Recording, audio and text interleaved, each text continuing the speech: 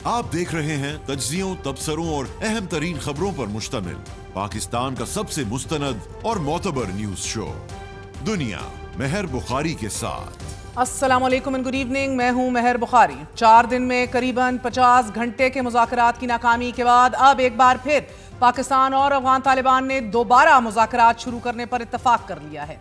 Qatar और तुर्किया की दरख्वास्त पर पाकिस्तान ने अमन को एक और मौका देने का फैसला किया है, मगर पाकिस्तान का मुतालबा वही है कि बातचीत मरकजी नुक्ते पर ही मरकूज रहेगी। अफगानिस्तान दहशतगर्दों के खिलाफ वाज़ेह, काबिल तस्दीक और मौसर कार्रवाई करे।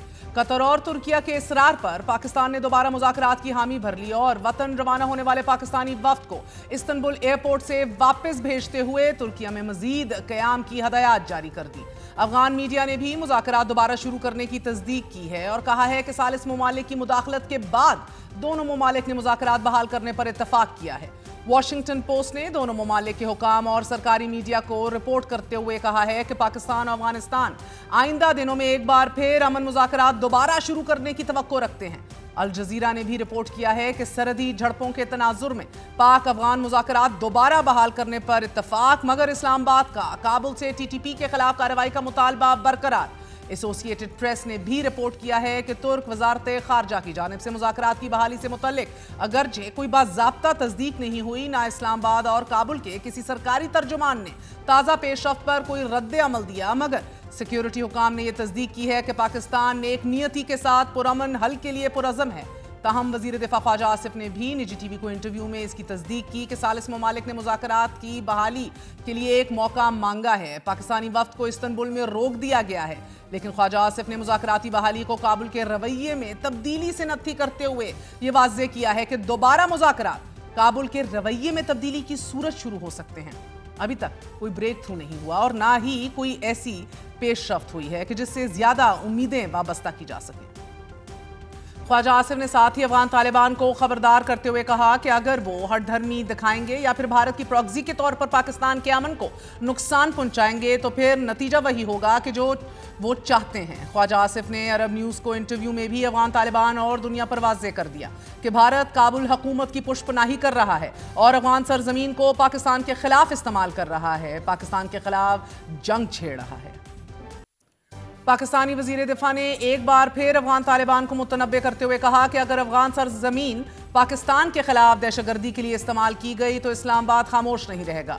हमने हमेशा अमन की ख्वाहिश रखी, लेकिन काबुल ने तसादुम का रास्ता अपनाया तो पाकिस्तान जवाब देने की भरपूर सलाहियत रखता है। ख्वाजा आसिफ ने कल अपने ट्वीट में भी अफगान तालिबान को बड़ा दो टोक और वाज़ेह पैगाम दिया था कि पाकिस्तान को तालिबान के हुकूमती ढांचे को मुकम्मल तौर पर तबाह करने और उन्हें गारों में धकेलने के लिए अपनी पूरी ताकत भी इस्तेमाल करने की ज़रूरत नहीं पड़ेगी, और अगर वो तोरा बोरा में शिकस्त के मनाजिर दोबारा देखना चाहते हैं तो ये खित्ते के अवाम के लिए वाकई एक दिलचस्प मंजर होगा। ख्वाजा आसिफ ने यह भी लिखा था कि ये देख कर अफसोस होता है कि तालिबान हुकूमत अफगानिस्तान को एक और अंधाधुंध तसादुम की तरफ धकेल रही है, और अगर अफगान तालिबान हुकूमत दोबारा अफगानिस्तान के मासूम अवाम को तबाह करने पर तुली है तो फिर हो जाए। लेकिन अब से कुछ देर पहले ख्वाजा आसिफ दुनिया न्यूज़ को खसूसी इंटरव्यू देते हुए एक गार्डेड मोहतात ऑप्टिमिज्म का जिक्र कर रहे थे। उम्मीद है तो बात कर रहे हैं, लेकिन गार्डेड हैं और मोहतात हैं। नाज़रीन, सख्त तरीन लबो लहजे के बाद मगर आज मुज़ाकरात की दोबारा बहाली की इतलात खुश आइंद हैं, लेकिन कल हमारे ही प्रोग्राम में वफाकी वज़ीर इत्तलात अता तारड़ को भी दोबारा मुज़ाकरात की बहाली की कोई उम्मीद नहीं नजर आ रही थी। 5 बार अग्रीमेंट के करीब आए, लेकिन फिर काबुल से गालिबन किसी ऑर्डर ने बार बार रोक दिया। वॉर मॉन्गरिंग की एक हुकूमत है अफगान तालिबान की, एक अफगान तालिबान रजीम जिसको उनके लोगों की सपोर्ट हासिल नहीं है, मुख्तलिफ फैक्शन की सपोर्ट हासिल नहीं है, तो वो एक नॉन रिप्रेजेंटेटिव गैर नुमाइंदा रजीम है। फिर पाकिस्तान इनसे क्या बातचीत करे कि, और देखिए कोलैप्स के जिम्मेदार सिर्फ और सिर्फ ये खुद हैं। ये क्या बयान है कि जी इस्लामाबाद की तरफ मैली आंख से देखे तो सही, ऐसा भरपूर रिस्पांस मिलेगा कि इनकी नस्लें याद रखेंगी। ये कह रहे हैं कि पाकिस्तान और अफगानिस्तान के दरमियान जो ये डायलॉग है, ये एक और दौर इसका होना चाहिए। कमिंग वीक्स के अंदर आपको एक और निश्चित लगते दिख रही है या नॉट राइट नाउ? देखिए, मुझे अभी फिलहाल बहुत इमीडिएट फ्यूचर के अंदर नजर नहीं आती, बट डिस्टेंट फ्यूचर के अंदर हो सकता है कि कोई शायद बातचीत चल पड़े।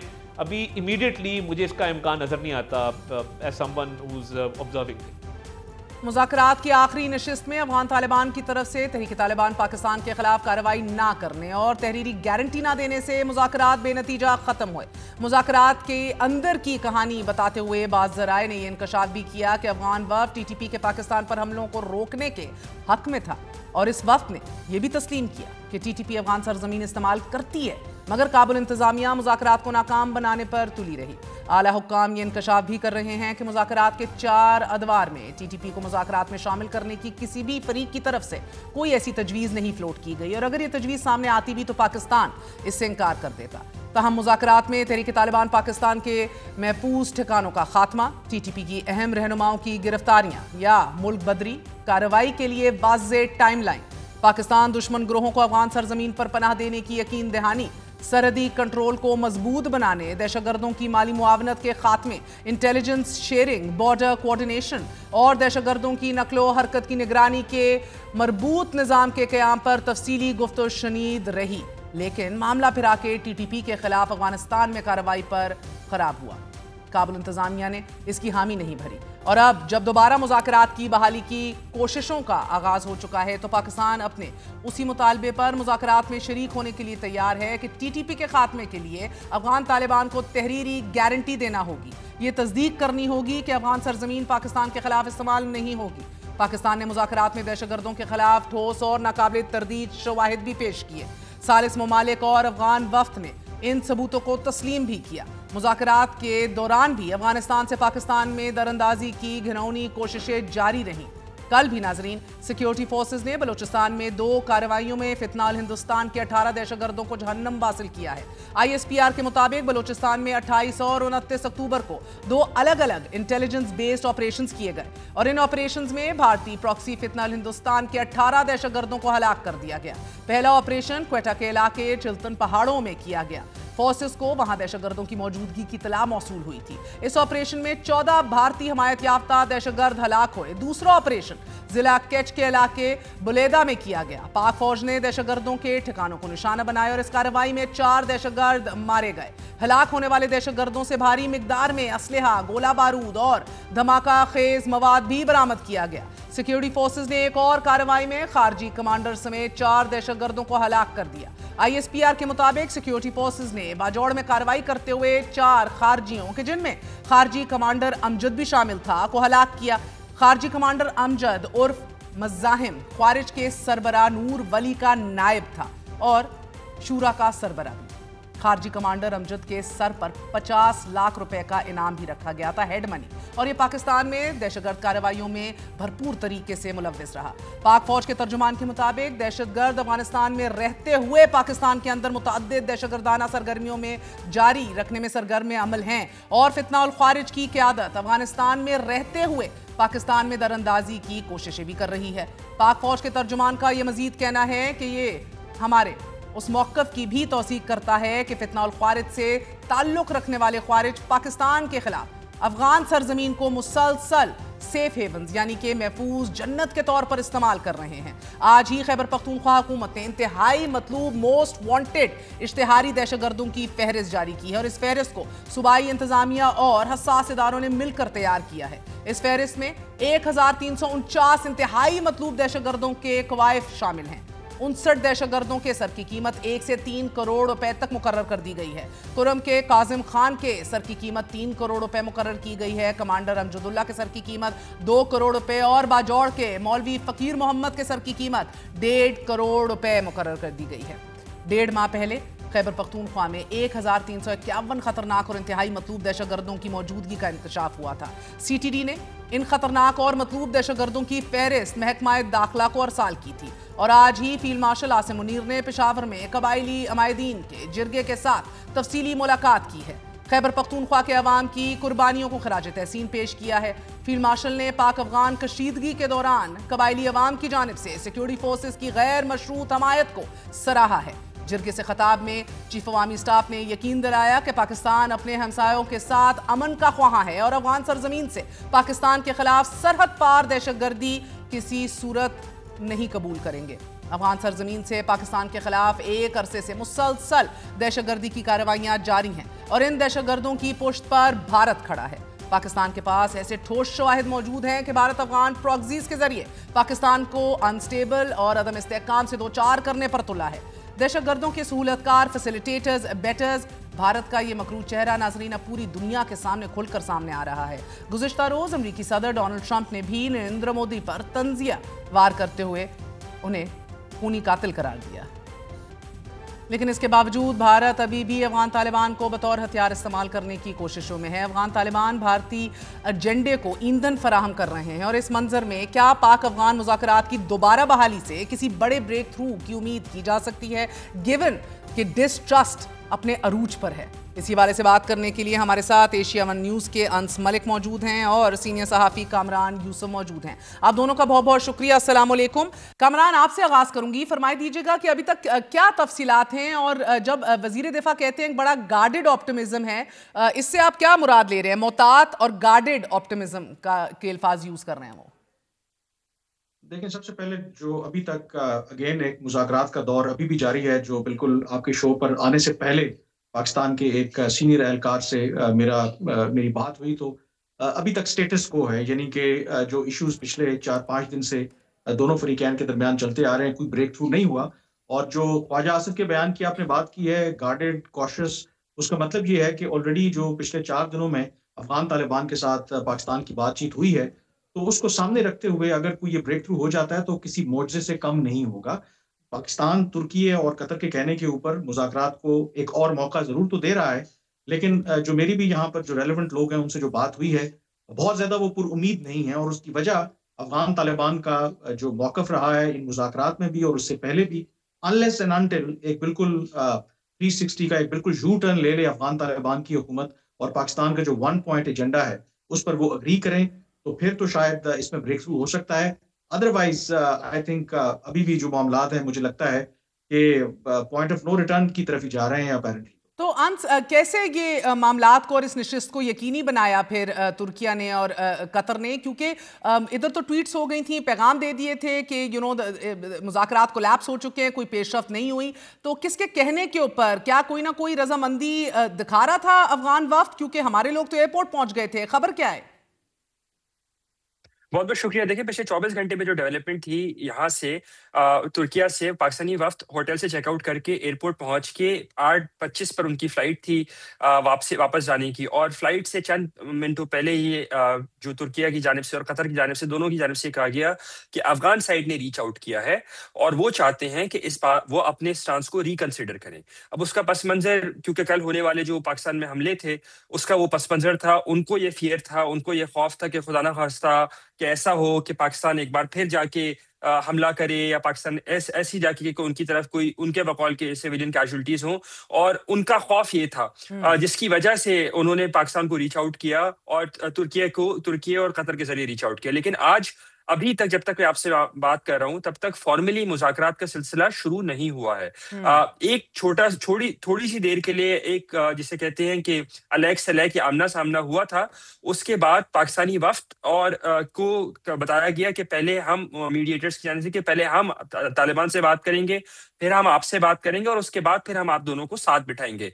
तो आज की जो डेवलपमेंट है पिछले 8 घंटे के अंदर, 9 घंटे के अंदर, वो ये है कि एक ब्रीफली आप कह सकते हैं कि एक मुज़ाकरात का सिलसिला शुरू हुआ था, लेकिन फॉर्मली जैसे कहते हैं आमने सामने बैठा के बातचीत का सिलसिला फिलहाल शुरू नहीं हुआ है। यानी कि कोई ब्रेक थ्रू भी अभी तक नहीं है। और मैं इसके ऊपर और आऊंगी क्योंकि कामरान साहब, हम देखते हैं अफगान तालिबान के अपने अंदर जो तकसीम है वो बड़ी खुलकर वाज़े हो गई है। कंदहार ग्रुप है, हकानी ग्रुप के दरमियान टीटीपी और दीगर ग्रुपों के खिलाफ ऑपरेशन करने से मुतल्लिक भी एक रिजर्वेशन है, बड़ी रेजिस्टेंस है। कौन सा ग्रुप कार्रवाई करना चाहता है और कौन सा नहीं करना चाहता? Is there any clarity on that? देखिए, ये खबरें तो हम अक्सर सुनते रहते हैं कि कंधारी और हकानी के दरमियान एक इख्तिलाफ है। इनफैक्ट जो कंधारी तालिबान है, जिनको हैबतुल्लाह अखुंज़ादा कंधार से लीड करते हैं, वो तो तमाम तर जो जिम्मेदारी है या ब्लेम है वो हकानी नेटवर्क के ऊपर डालते हैं, क्योंकि वो ये कहते हैं कि ये जो कलअदम तहरीक तालिबान पाकिस्तान है या हाफिज गुल बहादुर ग्रुप है, इन्हीं को यही हकानी नेटवर्क जो है वो मैनेज करता है। और हकानी नेटवर्क का ही मुबैना तौर पर पाकिस्तान के साथ एक पुराना एक ताल्लुक रहा है और वो इनको ब्लेम करते हैं। लेकिन other than that, I think इनके आपस में इंटरनली जो भी इख्तिलाफात हों, फिर अफगान तालिबान के अंदर एक ऐसा तबका भी है जो ये समझता है کہ جو کلعدم تحریک طالبان پاکستان کر رہی ہے بالکل وہ ان کا جو فائٹ ہے بالکل جائز ہے، وہ بھی اندر ایک ہارڈ لائنرز ہیں. تو کلیئرلی یہاں پر جو سب سے بڑا اس وقت مسئلہ ہے کہ ان کے اندر بھی ڈویژنز ہیں.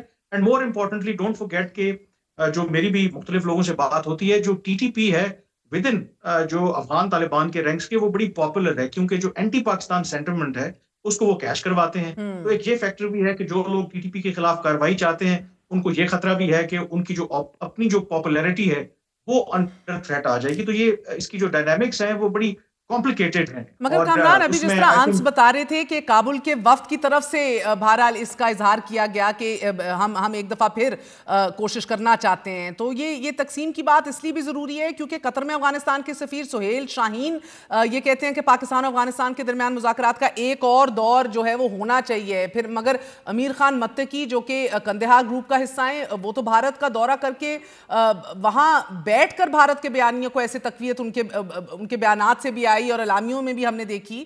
تو یہ بہت یہ ابھی آپ کو کیا لگ رہا ہے، یہ اب جو 5ویں نشست ابھی جاری ہے یہ کس کے کہنے پر ہے؟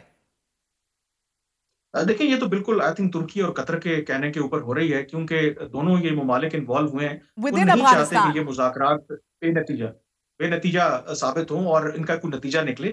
لیکن اس میں آئی تھنک جو امپورٹنٹ فیکٹر جو آپ نے دوسری وہ آپ بات کر رہی ہیں، باقی جو سارے معاملات ہیں اس میں آئی تھنک کی اب فیکٹر یہی ہے کہ طالبان جو ہیں وہ چاہتے ہیں کہ مذاکرات یہ ہوتے رہیں. کیونکہ میری کسی سے بات ہو رہی تھی جو ایکسپیرینس رہا ہے، دوحہ مذاکرات امریکہ کے ساتھ ہوئے، طالبان جو ہیں وہ بڑے ہارڈ اور شروڈ نیگوشیٹرز ہیں.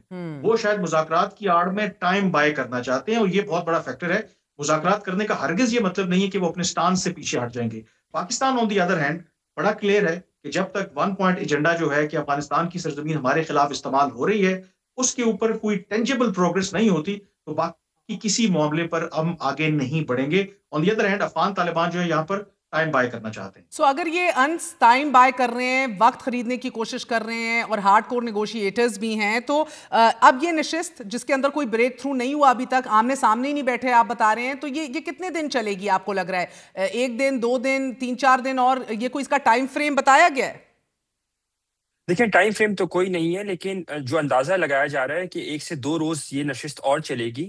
آج اس بات کا امکان نہیں ہے کہ مذاکرات جو ہیں وہ آمنے سامنے بیٹھ کے ہو جائیں. آج زیادہ گمان یہی ظاہر کیا جا رہا ہے کہ جو ٹرکش ڈیلیگیشن اور جو قطری ڈیلیگیشن ہے، جو میڈیٹرز ہیں، وہ پاکستانی ڈیلیگیشن کے پاس واپس طالبان کی ڈیمانڈز کو لے کے آئیں گے.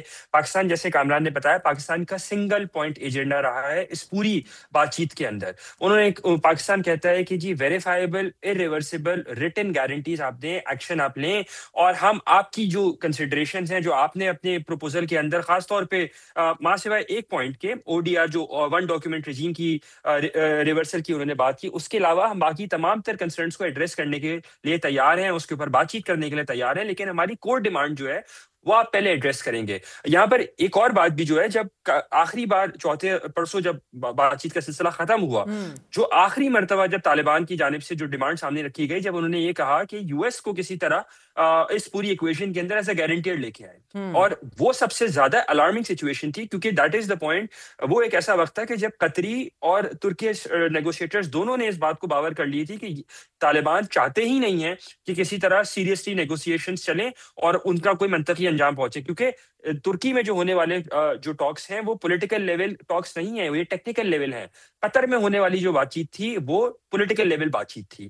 جو ٹیکنیکل لیول بات چیت ہے وہ اس لیے ہو رہی ہے تاکہ پولیٹیکل اگریمنٹ جو ہے وہاں پہ اگری کیا جائے اور پھر سیاسی قیادت دونوں ممالک کی وہ سائن کر لے تاکہ ایک اچھے ہمسایوں کی طرح رہ سکیں. اب پرابلم یہیں پہ آ کے رک جاتا ہے کہ جب افغان طالبان پاکستان کی بیسک ڈیمانڈ کے اوپر ہی ایکنالج کرنے کو تیار نہیں ہے. آپ نے ذکر کیا کہ افغان طالبان کی جانب سے TTP کو بٹھانے کی بات نہیں کی گئی. وہ تو اپنی نیگوسیشنز کے اندر جو لینگویج استعمال کرتے ہیں وہ لینگویج تو ہوتی ہے کہ وہ پاکستانی ریفیوجیز ہیں، ہم تو ان کے خلاف کچھ کر ہی نہیں سکتے. تو پاکستان کا یہ موقف ہے کہ جی اگر تو ریفیوجیز ہیں تو آپ ان کو نکال دیں، اور اگر ریفیوجیز نہیں ہیں، دہشت گرد گروہ ہیں، تو ان کے خلاف کارروائی کریں، اور ہمارے کہنے پہ نہیں کریں. آپ نے یہ کمٹ کیا تھا، تو جب وہ کارروائی کرنے کو تیار ہی نہیں ہے تو میں نہ مانوں کی رٹ ہے تو یہاں سے آگے چیزیں چل نہیں سکتی. مگر اب دیکھنا یہ کہ جی بتائیے, کیونکہ حقانی گروپ کے لوگ تو ہمیشہ پاکستان کے قریب رہے ہیں, پھر ایسا کیا ہوا کہ وہ بھی مخالف صنف میں کھڑے ہو گئے؟ افتخار فردوس بیعت کا ذکر کر رہے ہیں کہ یہ بیعت کا مسئلہ بہت بڑا ہے کہ ایک اسلامی امارات کا جو ایک کانسیپٹ ہے اس سے انحراف ہو جائے گا, اس لیے کارروائی نہیں کر سکتے. Is that solely the only thing right now, or are they just actually also flourishing on a war economy, یا پریشرز بہت ہیں؟ دیکھیں war economy is a contributing factor, کیونکہ ایک پوائنٹ کے اوپر جب یہ بات کی گئی ایک طالبان نیگوشیٹر کی جانب سے کہ جی ہم ان مہاجرین کو ان کی زبان میں جو دہشت گرد ہیں ان کو ہم ریلوکیٹ کر دیتے ہیں, تو پاکستان کی جانب سے یہ بات باور کرائی گئی کہ پچھلے سال یہ سلسلہ افغان طالبان کی جانب سے کوشش کی گئی تھی, ایک عرب ممالک کی جانب سے, ایک گلف ملک کی جانب سے ان کو پیسے بھی دیے گئے تھے, لیکن اس کے باوجود بھی دہشت گردوں کی جو سلسلہ ہے ان کی پلاننگ, ایڈنگ, اس کا سلسلہ رکا نہیں تھا. تو پاکستان کا تو یہ پرابلم ہی نہیں ہے کہ وہ پاکستان کے بارڈر کے قریب ہیں, کہ کابل میں بیٹھے ہیں, کہ قندھار میں بیٹھے ہیں, وہ جہاں بھی بیٹھے ہیں آپ نے ان کو ختم کرنا ہے. تو آئیڈیولوجیکل مسئلہ ہے. میرے ہم نام انس حقانی اس ڈیلیگیشن کا حصہ ہیں جو کہ سراج الدین حقانی کے بھائی ہیں. ان کو کنسیڈر کیا جاتا ہے کہ وہ کنسیڈریبلی کول ہیڈ انسان ہیں, نیگوشیٹر بھی رہے ہیں during the talks as well, لیکن اب معاملات ان سے بھی ہمیں یہ نظر آتا ہے کہ ان کے اینڈ سے بھی نکل رہے ہیں. سہیل شاہین جن کا آپ نے ذکر کیا وہ اس نیگوشیٹنگ ٹیم کا حصہ ہیں. پرسوں تک ہم نے دیکھا 2 روز قبل تک طالبان کی جانب سے ایک نیریٹو, ہارڈ لائن نیریٹو لیا گیا, اور اب جب پچھلے 24 گھنٹے کے اندر پاکستان نے بھی اپنی ٹون بدلی, پاکستان نے بھی کہا کہ انف از انف اور پاکستان اسی ٹون میں جواب دے گا, تو پھر ہم نے دیکھا کہ طالبان نے ایک ریورس گیئر لگایا اور طالبان اب کہتے ہیں کہ جی بات چیت کے ذریعے معاملات حل کرنے کو وہ تیار ہیں. مسئلہ یہاں پہ ہوئی ہے کہ کیا وہ پاکستان کی کور ڈیمانڈ کو ایڈریس کرنے کے لیے تیار ہیں, کیا وہ گارنٹیز دینے کے لیے تیار ہیں. اب اس سوال کا جواب یہ ملین ڈالر کوسچن ہے. اینڈ آلسو کہ کون پریویل کرے گا, لیول ہیڈڈ انس حقانی کی بھی بات کر رہے ہیں کامران, مگر دیکھیں انس حقانی ہو یا افغان طالبان کے سربراہ کا یقیناً اپنا ایک انفلوئنس تو ہے, لیکن ملا یعقوب کے جو ملا عمر کے بیٹے ہیں وہ تو واضح لائن لے رہے ہیں کہ ٹی ٹی پی کو تو دہشت گرد وہ سمجھتے ہی نہیں ہے, تسلیم کرتے ہی نہیں, they are not terrorist for them. تو وہ نور ولی مسعود کے قریب بھی سمجھے جاتے ہیں ایٹ دا سیم ٹائم. سو دوسری جانب اگر انس حقانی ہے کبھی بھی اینٹا پاکستان نہیں رہے, وہ پوزیشن نہیں ایز اے ہاکش ہم نے دیکھی, تو مذاکرات کا حصہ کون ہے اور کتنی پاور کون ویلڈ کر رہا ہے, ہاکس ورسز ڈوز, کیا یہ والا سسٹم ہے ادھر ابھی؟ Who's calling the shots? دیکھیں اس وقت جو بڑا کلیئر ہے کہ جو طالبان کے امیر ہیں ہیبت اللہ Akhundzada, he is of course calling the shots despite جو بھی اتنی بڑی ڈویژنز ہیں, جو بھی باقی مسائل ہیں, کیونکہ ان مذاکرات کے اندر ایک تو ہم ریٹن اگریمنٹ, ویریفائبل ایکشنز اس کی بات تو کر رہے ہیں. جو میرے پاس معلومات ہیں, ہم ایک بڑا ایکسپلسٹ کلیئرلی پبلک فتویٰ بھی چاہتے ہیں جو طالبان کے امیر ہیبت اللہ اخونزادہ جو ہیں باقاعدہ طور پر وہ جاری کریں, اس میں وہ یہ کہیں کہ یہ پاکستان کے خلاف کوئی بھی جو گروپ ہے, نام لے کر کے کالعدم تحریک طالبان پاکستان ہو, حافظ گل بہادر گروپ ہو یا کوئی بھی اور گروپ ہو, وہ حملے پاکستان کے خلاف کرنا جہاد نہیں ہے, وہ غیر شرعی ہے, غیر اسلامی ہے. اور یہ پاکستان کیوں کر رہا ہے؟ جو آپ نے پہلے بیعت کا ذکر کیا, ٹی ٹی پی نے, ان گروپوں نے طالبان کے امیر کے اوپر بیعت کر رکھی ہے, اور ان کا جو نظام ہے, ان کی جو انٹرپریٹیشن ہے, اس کے تحت آپ امیر المومنین کے کسی آرڈر کو ڈیفائی نہیں کر سکتے. اگر آپ ڈیفائی کرتے ہیں تو پھر آپ کو اس کی امپلیکیشنز برداشت کرنا پڑتی ہیں. تو یہاں پر پاکستان نے اس لیے یہ کہا ہے کہ اگر افغان طالبان کہتے ہیں کہ ہماری سرزمین استعمال نہیں ہو رہی, ہم ٹی ٹی پی کی پیٹرنائزیشن نہیں کرتے, تو پھر پاکستان کہتا ہے کہ آپ کو کیا پرابلم ہے, آپ ایک فتویٰ جاری کر دیں. ماضی میں بھی یہ پاکستان کا مطالبہ رہا, افغان طالبان انیشلی اگری کرتے تھے, پھر اس کو ٹون ڈاؤن کر کے کرتے کیا تھے, کوئی مسجد کا عام سا کوئی امام ہے یا سیکنڈ تھرڈ ٹیئر لیڈر ہے, اس کے ذریعے ایک فتویٰ ایشو کروا دیتے تھے. لیکن کبھی بھی طالبان کے امیر نے اس طرح کا فتویٰ ایشو نہیں کیا. تو یہ ایک ٹیسٹ کیس ہے افغان طالبان کے لیے کہ باقی چلیں معاملات اپنی جگہ پر, اگر وہ یہ بھی کر دیتے ہیں تو that will send a very clear message کہ یس, افغان طالبان آر سنسیئر, کہ پاکستان کے جو بھی ایشوز ہیں ان کو ایڈریس کرنا چاہتے ہیں. مگر کامران, ہیبت اللہ کا نام تو کابل پر قبضے سے قبل تو کبھی اس طرح سنا ہی نہیں تھا نا. ٹھیک ہے وہ اب امیر ہیں, مگر کیا ان کی پاورز کو کوئی چیلنج نہیں کرنے والا ہے؟ کیا ہم نے اختلافات ماضی میں بھی دیکھے ہیں, سخت بیانات کا تبادلہ بھی دیکھا ہے, کیا اب یہ چیلنجنگ کوئی فیکٹر نہیں ہے ابھی؟ دیکھیں اگر کوئی چیلنجز ہوتے تو میرا خیال ہے کہ یہ کابل اور قندھار کے درمیان میں عام طور پر کہا جاتا ہے کہ بڑا ایک ڈفرنس ہے, دوا اگریمنٹ کو بھی لے کر کے, بچیوں کی تعلیم کو لے کر کے بہت سے ایسے ایشوز ہیں. تو پاکستان کا لیوریج کیا ہے سر؟ لیوریج کیا رہ گیا پھر؟ किस की लेवरेज, पाकिस्तान की लेवरेज की बात करें या जी जी, पाकिस्तान के पास क्या लेवरेज अभी रह गया? I mean we can talk about carrot and stick, but हाँ देखिए पाकिस्तान के पास तो लेवरेज मेरे ख्याल में उस वक्त खत्म हो गया था जब हमारे जो आपस के मामला थे उसमें किसी थर्ड पार्टी को इंटरवीन करना पड़ा। चाइना ने इंटरवीन किया, कतर और तुर्की अगर इंटरवीन कर रहे हैं तो इसका मतलब है कि हमारे पास वो तमाम जो ऑप्शंस थे हमने एग्जॉस्ट कर लिए हैं, वो लेवरेज हमारे पास खत्म हो गई है। और ये भी एक आयरनी है कि हमने इनिशियली जब अफगान तालिबान दोबारा इक़्तिदार में नहीं आए थे, चाइना के साथ जो रिलेशनशिप है थ्रू करवाया अफगान तालिबान को, ईरान के साथ, बाकी जो ममालिक हैं, लेकिन आज वो ममालिक पाकिस्तान की किसी तरीके से मदद कर रहे हैं कि ये कोई मामला ठंडा पड़े। तो ये मामला आज यहाँ तक जो पहुंचा है उसकी ये वजह है कि पाकिस्तान के पास वो तमाम जो लेवरेजेस हैं वो खत्म हो गई हैं और इसी वजह से अब जो थर्ड पार्टीज हैं वो इंटरवीन कर रहे हैं। सो लेवरेज अर्न्स फिर दीगर ममालिक के पास कौन सी हैं? तुर्किया और कतर हो, क्योंकि अमेरिका का जिक्र तो अफगान तालिबान ने खुद किया। कहीं ना कहीं सऊदी अरब का भी कोई रोल हो सकता है to bring them to a serious discussion and get what's needed in terms of ensuring security? देखिए, अफगान तालिबान की जानिब से सऊदी अरब को अप्रोच किया गया था जब पहले पाकिस्तान की जानिब से प्रिसिशन स्ट्राइक्स किए गए थे। उन्होंने यही बात अश्योर करवाई जो हमारी सऊदी साइड से बात हुई। मैं इस वक्त रियाद में मौजूद हूँ और जो हमारी बात हुई उनका यही उन्होंने अश्योर किया कि हम बैक चैनल के जरिए तो कम्युनिकेट जरूर करेंगे, फ्रंट के ऊपर आके हम कम्युनिकेट करना नहीं चाहेंगे। और उसका बड़ा फैक्टर था कि 1993 के अंदर जब मक्का अकॉर्ड किया गया इस्लामाबाद अकॉर्ड के बाद, इस्लामाबाद अकॉर्ड 48 घंटे के अंदर वायलेट हुआ था और मक्का अकॉर्ड चंद ही दिनों के अंदर वायलेट हो गया था। वो इंटर अफगान फैक्शंस के दरमियान था, तो वो उनके पास एक बैड ब्लड जिसे कहते हैं वो उनके जहन में अभी तक फ्रेशली मगर आन साहब तो कदरे सूरत हाल कदरे मुख्तलिफ है ना। सऊदी अरब के साथ हमारी एक डिफेंस डील हो गई है, एक पैक्ट हो गया है, पाकिस्तान पर कोई भी हमला दूसरे पे हमला तस्वर होगा एंड वाइस वर्सा।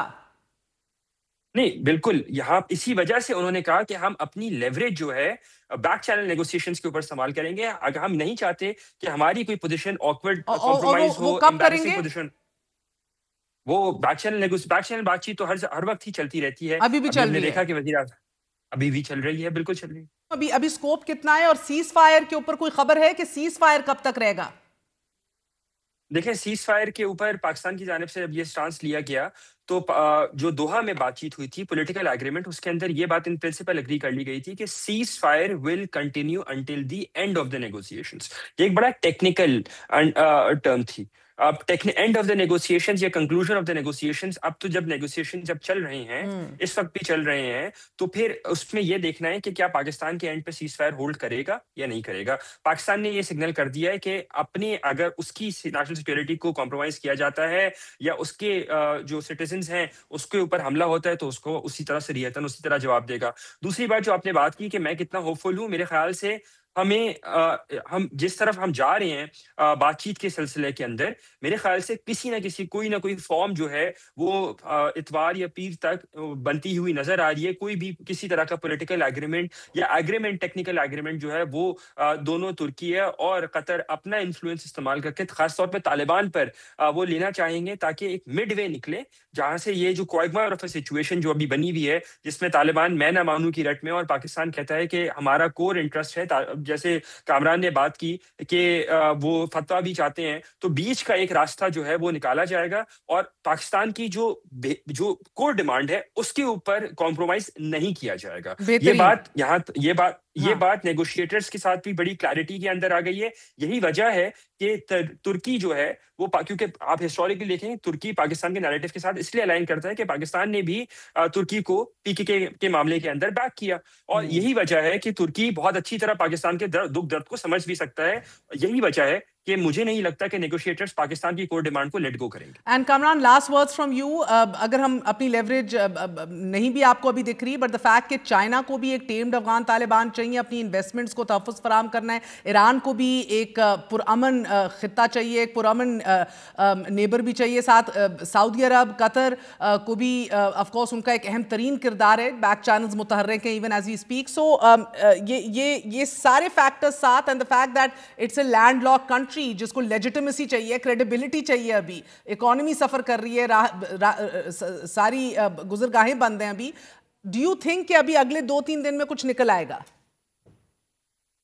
देखिए, मुज़ाकरात की जो हो रहे हैं वो इसकी कोशिश तो यही है कि कुछ उसमें पॉजिटिव निकल आए, बट मेरे ख्याल में मैंने इसको जितना क्लोजली फॉलो किया है, مجھے تو لگتا ہے کہ چیزیں شاید پوائنٹ آف نو ریٹرن پہ جا چکی ہیں. شاید پاکستان اور افغان طالبان کے جو رستے ہیں، مجھے لگتا ہے کہ وہ اب شاید وہ دوبارہ ان کے درمیان کوئی ریکنسلیشن ہو نہیں سکتی، کیونکہ چیزیں جس طرف جا رہی ہیں. اگر فار دا ٹائم بینگ وہ بیچ کا رستہ نکل بھی آیا، وہ عارضی طور پر ہوگا. چیزیں پھر بیک ٹو اسکوائر ون ہو جائیں گی، اور مجھے تو کوئی اچھی پکچر اس وقت میں ایٹ لیسٹ نہیں دیکھ رہا کہ مجھے صورتحال نظر آ رہی ہے. بہت بہت شکریہ. ہمارے ساتھ کامران یوسف اور انس ملک موجود تھے. آپ نے گفتگو سنی. محتاط، guarded but optimistic. That's what the defense minister is saying. We will keep you updated. A very short break. Stay with us.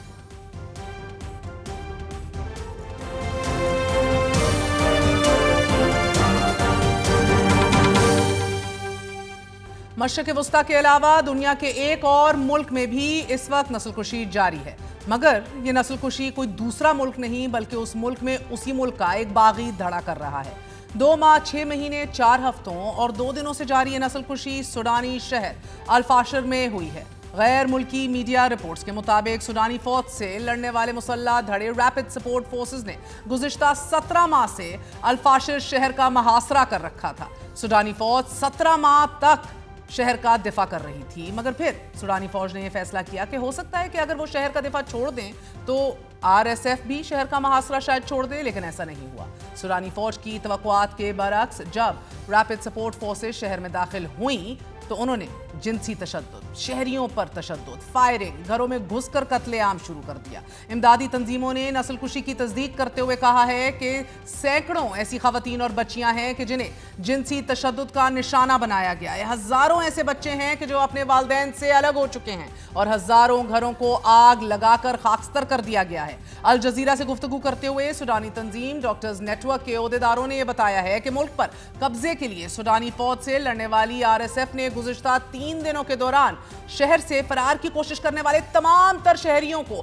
پکڑ کر اٹیک کر کے مارا ہے، ان پہ حملے کیے اور کم از کم 1500 افراد کو قتل کر دیا گیا ہے. ملک میں خانہ جنگی کا ریکارڈ رکھنے والے گروپ نے بھی صورتحال کو حقیقی جینوسائیڈ قرار دیا ہے. سوڈان ڈاکٹرز نیٹ ورک تنظیم نے یہ بھی کہا ہے کہ دنیا آج جس قتل عام کا مشاہدہ کر رہی ہے وہ اس خون ریز سلسلے کی توسیع ہے کہ جو 1.5 سال قبل الفاشر میں ہوا تھا، جب 14,000 سے زائد شہری بمباری، بھوک اور ماورائے عدالت قتل کیے گئے تھے. تنظیم نے ریپڈ سپورٹ فورسز کی کارروائیوں کو قتل و غارت اور صفایا کرنے کی ایک منظم یعنی کہ ایتھنک کلینزنگ اور دانستہ مہم کا حصہ قرار دیا ہے. الجزیرہ نے سوڈان میں ہونے والے قتل عام سے متعلق ایک اسپیشل رپورٹ بھی نشر کی ہے. RSF اور سوڈانی فوج کے درمیان اپریل 2023 سے جاری خانہ جنگی میں اب تک ہزاروں افراد کی موت ہو چکی ہے، جبکہ 1 کروڑ 20 لاکھ سے زائد لوگ بے گھر ہو چکے ہیں. الجزیرہ کے مطابق الفاشر شہر ڈارفر میں فوج کا آخری مضبوط گڑھ سمجھا جاتا تھا. الفاشر پر قبضے کے بعد RSF نے تقریباً پورے ڈارفر پر قبضہ کر لیا، کہ جس کے بعد 1 دہائی بعد ایک بار پھر سوڈان کے تقسیم ہونے کی جو اپریہنشنز اور خدشہ ہے وہ بڑھ چکا ہے. جبکہ ترک خبر رسال ادارے اناڈولو ایجنسی کے مطابق صرف الفاشر شہر سے بے گھر ہونے والوں کی تعداد 1,77,000 سے زائد ہے. اناڈولو ایجنسی نے زمینی شواہد کی بنیاد پر یہ دعویٰ کیا ہے کہ 2,000 سے زائد افراد کو 2 سے 3 گھنٹوں کے دوران قتل کر دیا گیا. سوڈانی عہدیداروں نے ریپڈ سپورٹ فورسز کی ان کارروائیوں سے متعلق کہا ہے کہ RSF نے شہر پر قبضے کے دوران مساجد میں پناہ لینے والے شہریوں کے ساتھ ساتھ ریڈ کریسنٹ کے والنٹیئرز، رضاکاروں کو بھی نشانہ بنایا. الجزیرہ کی خصوصی نمائندہ ہبت اللہ مورگن نے خورتم سے رپورٹ کرتے ہوئے یہ بتایا ہے کہ سوشل میڈیا پر RSF کی جانب سے جاری کردہ ویڈیوز میں جنگجوؤں کو شہریوں پر گولیاں چلاتے ہوئے دیکھا جا سکتا ہے کہ جو فرار ہونے کی کوشش کر رہے تھے. انہوں نے مزید کہا کہ تازہ اور سب سے خوفناک ویڈیو میں RSF کے جنگجو الفاشر کے سعودی ہسپتال کے اندر گھومتے ہوئے نظر آ رہے ہیں، جہاں وہ مریضوں کو ٹارگٹ کر رہے ہیں اور گولی مار کر قتل کر رہے ہیں. سعودی ہسپتال میں ہونے والے قتل عام سے متعلق سوڈان ڈاکٹرز نیٹ ورک نے کہا ہے کہ منگل کو RSF کے جنگجوؤں نے ہسپتال کے اندر موجود ہر کسی کو بے دردی سے قتل کر دیا. ان میں مریض بھی شامل تھے، ان کے ساتھی بھی شامل تھے، عملے کے افراد بھی شامل تھے. WHO نے قتل عام کو انتہائی صدمے اور خوف کا باعث قرار دیتے ہوئے بتایا ہے کہ اب تک 1200 سے زائد ہیلتھ ورکرز اور زخمیوں کو قتل کر دیا گیا ہے کہ جن میں سے بڑی تعداد میں ہلاکتوں کے پیچھے RSF ہی کا ہاتھ ہے.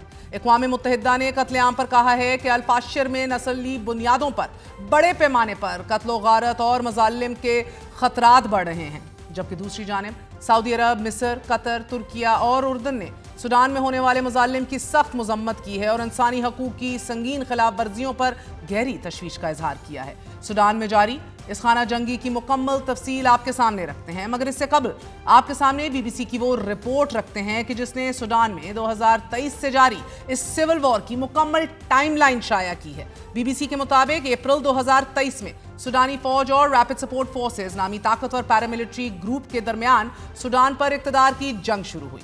इब्तदाई झड़पों के बाद ये झड़पें मुकम्मल सिविल वॉर की शक्ल इख्तियार कर गईं कि जिसने आगे चलकर कहत साली और नस्ल कुशी को जन्म दिया। नाज़रीन, अब तक इस सिविल वॉर के नतीजे में 1.5 लाख से जायद लोग हलाक हो चुके हैं और 1.5 करोड़ से जायद बेघर हो चुके हैं। अक़वाम मुत्तहिदा ने सूडानी सिविल वॉर के नतीजे में बेघर और कत्ल होने वाले बच्चों को, लोगों को, इस बहरान को दुनिया का सबसे बड़ा ह्यूमैनिटेरियन क्राइसिस करार दिया है।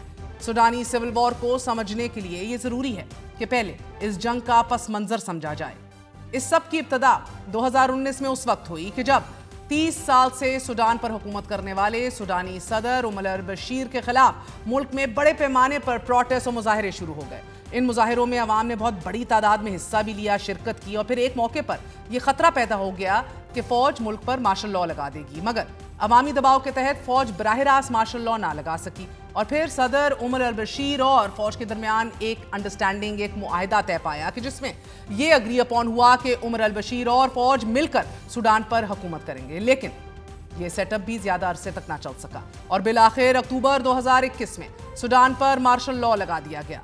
उमर अल-बशीर को ओहदे से हटाने के बाद सूडानी फौज के सरबराह जनरल अब्दुल्ला फातह अल बुरहान और उनके नायब RSF के सरबराह जनरल मोहम्मद हमदान डगालो के दरमियान इस बात पर तनाज़ा और कंट्रोवर्सी शुरू हो गई कि सूडान पर उमर अल-बशीर के बाद कौन हुकूमत करेगा, who will be the ruler. चूंकि RSF और सूडानी फौज बराह रास्त सूडानी सदर के मातहत थी, तो दोनों ने इक़्तिदार पर कब्जे पर गिरफ्त मजबूत करने की भी कोशिशें शुरू कर दी।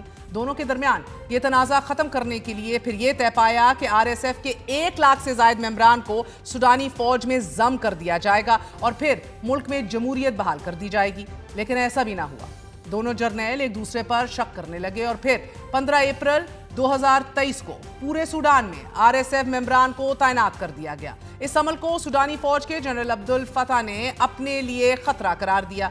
बीबीसी के मुताबिक अभी तक ये वाज़ेह नहीं कि पहले गोली किसने किस पर फायर की थी, लेकिन इसके बाद ऐसी जंग शुरू हुई कि रवा साल मार्च एक मौका ऐसा भी आया नाजरीन कि RSF ने सूडानी दारुल हुकूमत खार्तूम के एक हिस्से पर कब्जा कर लिया कि जिसे बाद में सूडानी फौज ने रिकवर तो किया, छुड़ा भी लिया। RSF से मुतल्लिक नाजरीन बीबीसी लिख रहा है कि 2023 में तश्कील दिए जाने वाली इस मिलिशिया पर नॉन अरब्स की नस्ल कुशी और एथनिक क्लेंजिंग का इल्जाम भी आयद किया जाता है। सूडानी फौज ये इल्जाम भी आयद करती है कि लिबियन जनरल खलीफा हफ्तर भी RSF को असलहा और जंगजू मुहैया करके मदद फराहम करते हैं।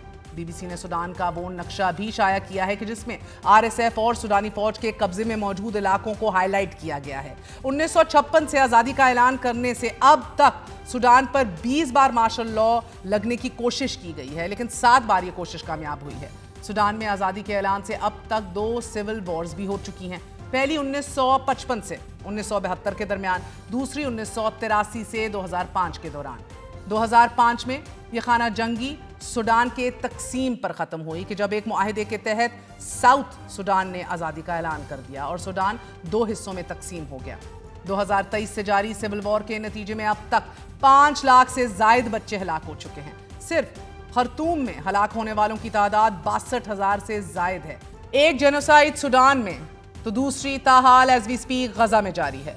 अमरीकी सदर डोनाल्ड ट्रंप इजरायली वजीर आजम नेतन्याहू की गजा पर दोबारा फौज कशी के बावजूद अब भी खामोश हैं और बजिद हैं कि जंगबंदी बरकरार है, there is still a ceasefire, जबकि हमास अब भी जंगबंदी मुआहिदे पर अमल दरामद करते हुए मजीद इजराइलियों की लाशें रेड क्रॉस के हवाले करने का ऐलान कर रही है। सिर्फ आज ही के दिन नाजरीन इजराइल ने 100 से जायद फलस्तीनियों को शहीद कर दिया है और जहां तक सालिस मुमालिक का ताल्लुक है वो इजरायली कार्रवाइयों के बाद फ्रस्ट्रेशन का शिकार दिख रहे हैं। अल जजीरा ने ऐसे 2 बच्चों की स्टोरी शाया की है कि जिन्हें उनके ग्रैंड पेरेंट्स पाल रहे हैं, क्योंकि इस खानदान के 36 अफराद को अब तक इजराइल शहीद कर चुका है। एसोसिएटेड प्रेस के साबिक Middle East editor Dan Perry का यह कहना है कि वॉशिंगटन को इसमें कोई दिलचस्पी नहीं कि इजराइल क्या कर रहा है। वॉशिंगटन सिर्फ हमास पर नजर रखे हुए है, क्योंकि अगर उसे फिक्र होती तो वो इजरायली कार्रवाइयों के बाद कोई ना कोई बयान जरूर देता, इजरायली बमबारी रोकता। गजा के अलावा इजराइल ने लेबनान में तैनात अक़वाम मुत्तहिदा की अमन अफवाज के कैंपों पर भी फायरिंग कर दी है। अल अरेबिया न्यूज़ के मुताबिक इजरायली ड्रोन्स ने अक़वाम मुत्तहिदा की अमन फौज में फ्रांसीसी फौज के दस्तों पर दस्ती बम गिराए हैं। साथ ही इजरायली टैंकों ने अमन फौज के कैंप्स पर गोले भी दागे हैं। फ्रांस ये कह रहा है कि वाकई जनूबी लेबनान में अमन दस्तों की हिफाजत और सलामती की खिलाफ वर्जी हो रही है कि जो सलामती काउंसिल के दिए हुए इख्तियार के तहत काम अंजाम दे रहे हैं। सो the fact of the matter is the new normal is genocide. It seems genocide is now acceptable all over the world. It is the new normal in 2025. A very short break. We're going to be right back.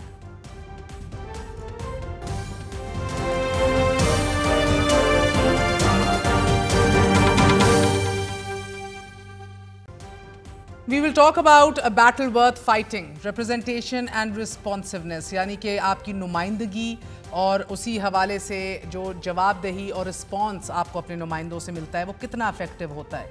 Smaller units of governance जो हमने कभी experience ही नहीं किए, जैसे कि local councils, municipalities या community boards जो कि लोगों से करीब होती हैं, जिनको वो सर्व करती हैं, जो अंडरस्टैंड कर सकती हैं कि लोकल नीड्स क्या हैं और कंडीशंस जो हैं उनसे बेहतर समझ सकती हैं कंपेयर टू नेशनल और very distant governments. Decision making यानी कि फ़ैसला साजी कितनी रिस्पॉन्सिव, कितनी इफ़ेक्टिव हो सकती है, कितनी टेलर्ड हो सकती है कम्युनिटी की नीड्स और प्रेफरेंसेस के हवाले से। सिटीजन्स और आम शहरी जो होते हैं उनको बहुत ज़्यादा रसाई जो है अपने ऑफिशल्स तक, अपने नुमाइंदगान तक नहीं मिलती। ट्रांसपेरेंसी, एतमाद, ट्रस्ट घट ही होता है।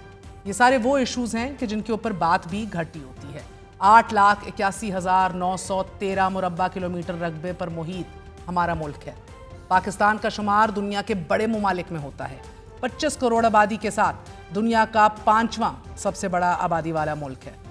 मगर हैरत अंगेज़ तौर पर इस मुल्क की इंतज़ामी तकसीम सिर्फ 4 सूबों तक महदूद है। क्या में पाकिस्तान के वक्त मुल्क की आबादी 3 करोड़ 20 लाख के करीब थी, जो कि 78 बरस में 8 गुना 8 टाइम्स बढ़ चुकी है। लेकिन इस बदलती सूरत हाल के बावजूद इंतज़ामी सूरत हाल हमारी तब्दील नहीं हुई। हम वहीं के वहीं खड़े हैं, जिसके नतीजे में वसाइल, रिसोर्सेज, हमारे इश्यूज़ और मसाइल में खौफनाक दर्जे का अदम तवाज़ुन और इम्बैलेंस पैदा हो चुका है। हैरानकुन तौर पर नाज़रीन, लसानी और इंतज़ामी तकसीम का ये मौजू तकसीम पाकिस्तान के बाद से मुसलसल बहस का मरकज़ रहा है, but nothing has been done about it. हाल ही में कौमी असेंबली में एक आईनी तरमीमी बिल भी पेश किया गया कि जिसमें फैसलाबाद और साहिवाल डिवीज़न को मिलाकर मगरबी पंजाब के नाम से एक नया सूबा बनाने की तजवीज़ दी गई। लेकिन सूबों की तकसीम का मामला कभी दावों नारों से आगे नहीं बढ़ सका। We have a lot of ad hoc proposals हर दौर में दिए गए हैं, मगर बैठकर जामे तौर पर इनको देखना, एड्रेस करना और उसके ऊपर फिर अमल पैरा होना, बदकिस्मती से हम ये काम नहीं कर सके। चेयरमैन मीडिया ग्रुप दुनिया न्यूज़ मियां आमिर महमूद का यह कहना है कि गुज़िश्ता 69 सालों में पाकिस्तान में बहुत से लीडर्स आए, पाकिस्तान की तरक्की में जो खातिर ख्वाह हिस्सा डालना चाहते थे वो नहीं डाल सके। अपने खिताब में मियां साहब वर्ल्ड बैंक की रिपोर्ट का हवाला देते हुए बता रहे थे कि पाकिस्तान 100 साल का होने पर कैसा होगा। वर्ल्ड बैंक की रिपोर्ट ये बता रही है कि पाकिस्तान को किन चीज़ों में बेहतरी लाना पड़ेगी। बताया गया कि हमारे इदारे कमज़ोर हैं, हमें अपने कमज़ोर इदारों को मजबूत भी करना पड़ेगा। फिर कमज़ोर इदारे करप्शन को जन्म देते हैं। कमज़ोर इदारों का मतलब ये है कि वो किसी ताकतवर का हाथ नहीं रोक सकते। And the weak remains oppressed.